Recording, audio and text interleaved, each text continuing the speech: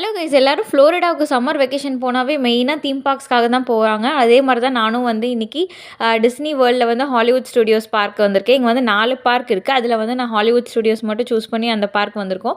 First வந்து பார்த்திங்கன்னா magic kingdom, அப்புறம் எப்காட், அதுக்கப்புறம் Hollywood studios, animal kingdom 4 park இருக்கும். இதில் நான் வந்தது பார்த்திங்கன்னா ஹாலிவுட் ஸ்டுடியோஸ். இங்கே மெயினாக பார்த்திங்கன்னா உங்களுக்கு இந்த ஸ்டார் வார்ஸ் இது மெயினாக இதுதான் வந்து இருக்கும்.